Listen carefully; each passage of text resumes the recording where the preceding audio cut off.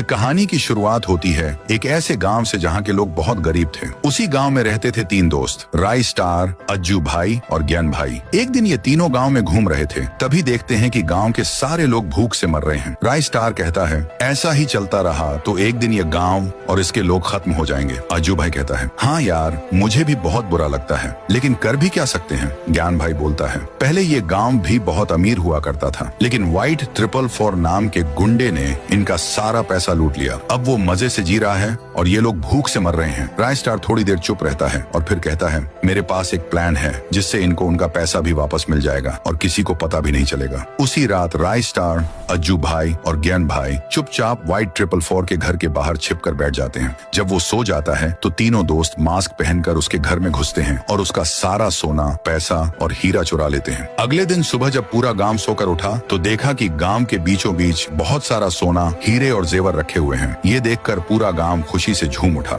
एक कोने में छिपे हुए राय स्टार, अज्जू भाई और ज्ञान भाई मुस्कुराते हुए सब देख रहे होते हैं। उधर व्हाइट 444 जब उठता है तो देखता है कि उसका सारा खजाना गायब है। वह तुरंत सीसीटीवी देखता है, उसमें 3 लड़के मास्क पहने दिखते हैं। वो गुस्से से चिल्लाता है, ढूंढो उनको, जिंदा या मुर्दा। अज्जू भाई और ज्ञान भाई मार्केट जा रहे होते हैं। रास्ते में उनकी बाइक एक गाड़ी से टकरा जाती है। गाड़ी रुकती है और उसमें से निकलता है व्हाइट 444। ज्ञान भाई डर जाता है। अज्जू भाई कहता है, देर मत कर, निकल चल। व्हाइट 444 का आदमी बोलता है, देख के नहीं चला सकते क्या? ज्ञान भाई जल्दी से कहता है, सॉरी भाई, गलती से लग गया। व्हाइट 444 हंसते हुए कहता है, छोड़ो, जाने दो, होता है। लेकिन जैसे ही वो दूर जाते हैं, व्हाइट 444 को याद आता है, ये तो वही हैं जिन्होंने मेरे घर में चोरी की थी। वो चिल्लाता है, गाड़ी घुमाओ, इनका पीछा करो। अज्जू भाई और ज्ञान भाई गांव पहुंच जाते हैं और सब राय स्टार को बताते हैं। राय स्टार कहता है, ठीक है, मैं बाहर जा रहा हूँ, तुम लोग गांव का ध्यान रखना। जैसे ही राय स्टार गांव से बाहर निकलता है, व्हाइट 444 अपने पूरे गैंग के साथ गांव पहुंच जाता है और तबाही मचा देता है। अज्जू भाई और ज्ञान भाई उससे लड़ते हैं, लेकिन वो दोनों को मारकर बेहोश कर देता है। राय स्टार जब वापस आता है तो देखता है कि पूरा गांव खून से सना हुआ है। चारों तरफ लाशें पड़ी हैं। व्हाइट 444 सामने खड़ा है और ज्ञान भाई और अज्जू भाई बंधे हुए हैं। व्हाइट 444 कहता है, तो तू है वो तीसरा चोर जिसने मेरे घर में चोरी की? राय स्टार जवाब देता है, हमने चोरी नहीं की, जो हमारा था बस वही वापस लिया, असली चोर तू है। व्हाइट 444 गुस्से में कहता है, अब तुझे तेरी औकात दिखानी पड़ेगी। फिर शुरू होती है जोरदार लड़ाई। गोलियां चलती हैं, बम फटते हैं, चारों तरफ धुआं और चीखें। जब धुआं हटता है, व्हाइट 444 देखता है राय स्टार, अज्जू भाई और ज्ञान भाई उसके सामने खड़े हैं।